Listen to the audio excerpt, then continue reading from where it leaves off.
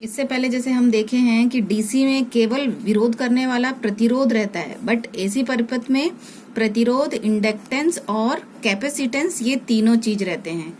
आज हम देखेंगे सर्किट में केवल अगर प्रतिरोध रहे, एसी सर्किट में केवल प्रतिरोध रहे तो वोल्टेज और करंट कैसे रहते हैं, केवल इंडक्टेंस रहे तो वोल्टेज और करंट कैसे रहते हैं, और केवल कैपेसिटेंस रहे तो वोल्टेज और करंट के बीच में कितना एंगल बनता है और इनका वेक्टर डायग्राम कैसा बनता है।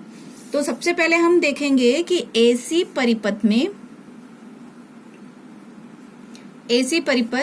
में केवल या शुद्ध प्रतिरोध का होना,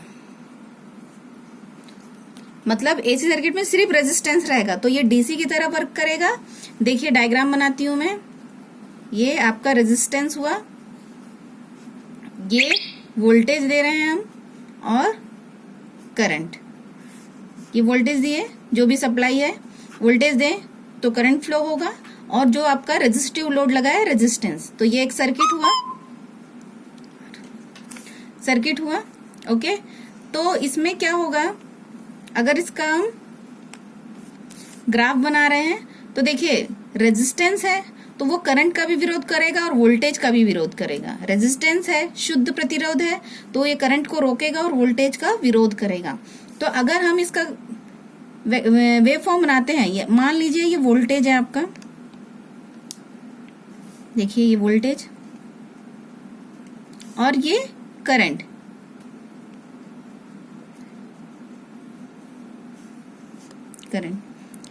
देखिए आप देख रहे हैं कि वोल्टेज और करंट जीरो से शुरू हुए एक साथ और फिर जीरो पर गए, पॉजिटिव हाफ कंप्लीट करके, फिर नेगेटिव हाफ कंप्लीट करके एक साथ जीरो पर गए हैं।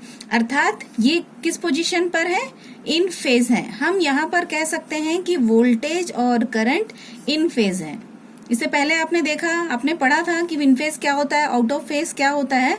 तो हम ये बता रहे हैं कि यहाँ वोल्टेज और करंट इन फेज है।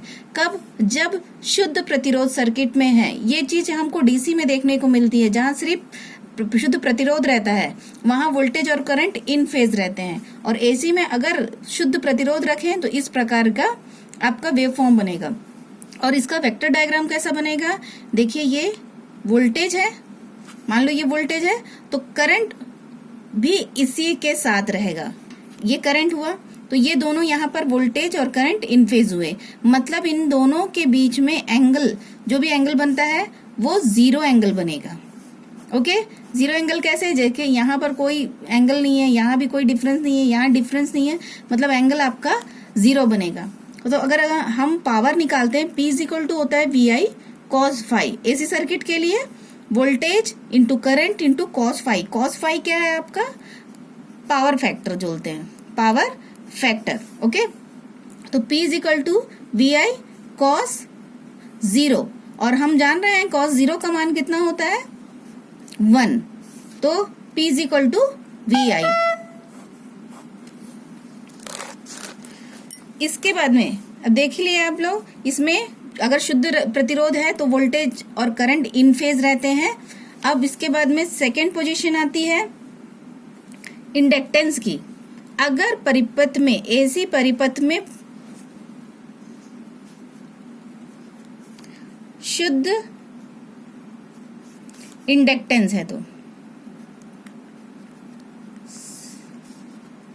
वैसे ये जनरली होता नहीं है, क्योंकि या तो रेजिस्टेंस है तो थोड़ा इंडक्टेंस होगा, इंडक्टेंस है तो रेजिस्टेंस होगा।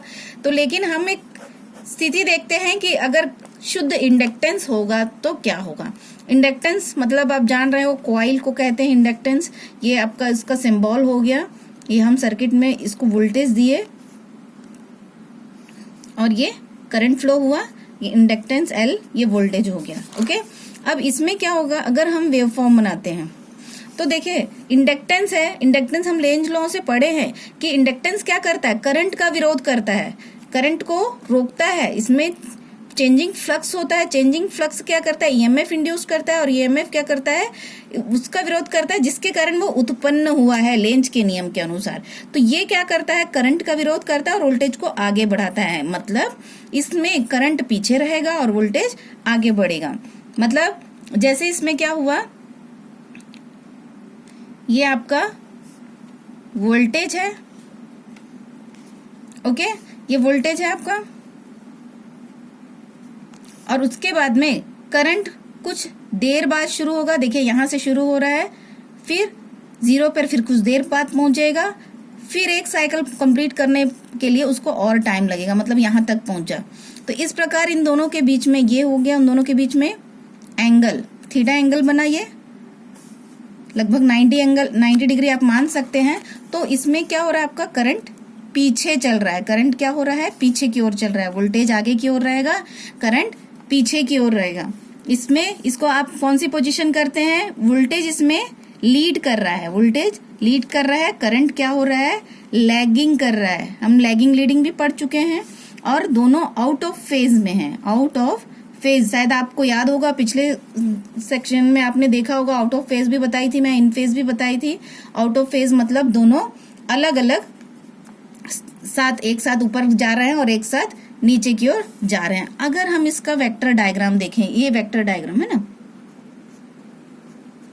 अगर इसका वेक्टर डायग्राम देखेंगे तो जैसे ये वोल्टेज है, ओके, ये वोल्टेज है और करंट 90 अंश बाद शुरू होगा, ये करंट है आपका। तो दोनों के बीच में एंगल कितना हो गया, 90 डिग्री। अब अगर हम माने P = VI cos phi, ये फॉर्मूला होता है। यहाँ फाई का मान हम कितना दे रहे हैं, यहाँ फाई का मान 90 हो रहा है, तो VI cos 90, और 90 cos 90 का मान कितना होता है, 0 होता है। तो P = क्या हो जाएगा, 0, मतलब पावर क्या हो जाएगी आपकी यहाँ पर 0, मतलब शुद्ध इंडक्टेंस होगा तो पावर 0 हो जाएगा, और आउट ऑफ फोर्स होगा, आउट ऑफ फेज होगा। वोल्टेज आपका लीड कर रहा है और करंट आपका लैग करेगा।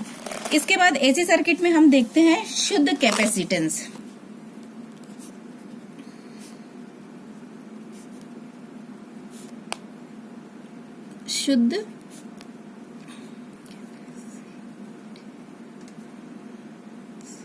शुद्ध कैपेसिटेंस, ठीक है, शुद्ध कैपेसिटेंस, जैसे हम कैपेसिटर यूज करते हैं तो वो हो गया आपका शुद्ध कैपेसिटेंस। ये वोल्टेज दे दिए, ये कैपेसिटेंस C हो गया, और ये आपका वोल्टेज दिए तो करंट फ्लो हुआ I हो गया, ये वोल्टेज हो गया। देखिए इसमें क्या होता है, इस फर्स्ट में आपने देखा, फर्स्ट में देखा रेजिस्टेंस वोल्टेज करंट दोनों का विरोध करता है, दोनों इन फेज रहते हैं। सेकंड में क्या होता है, लेंज लॉ के कारण जो इंडक्टेंस है वो I का विरोध करता है, जिसके कारण वोल्टेज आगे की ओर जाता है और करंट पीछे रह जाता है। अब इसमें क्या होता है, कैपेसिटर का मेन कार्य क्या है, आप बैटरी जो है चार्ज करते हैं ना, चार्ज करते हैं तो वो क्या करता है, वोल्टेज को रोकता है। पहले वो टोटली वोल्टेज को रोकेगा, चार्ज करेगा, और जब वो पूरा चार्ज हो जाएगा तो वो डिस्चार्ज करता है। तो इसमें ये क्या करता है, करंट को आगे बढ़ने देता है।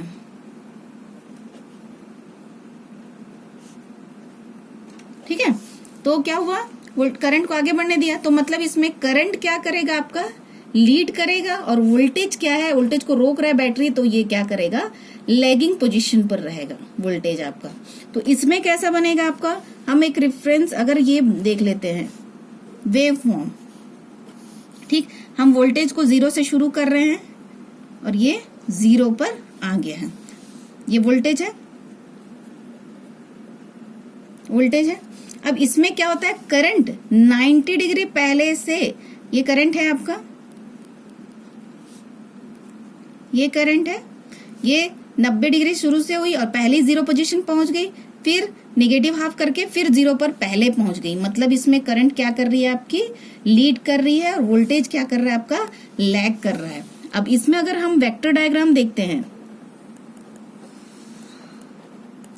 तो इसमें मान लो ये आपका वोल्टेज को हम रेफरेंस मान रहे हैं, जैसे इसमें भी पहले भी हमने वोल्टेज को रेफरेंस माना, इसमें भी वोल्टेज को अगर रेफरेंस मानते हैं तो करंट क्या होती है, 90 डिग्री आगे की ओर चलती है, वोल्टेज से 90 डिग्री लीड कर रही है करंट।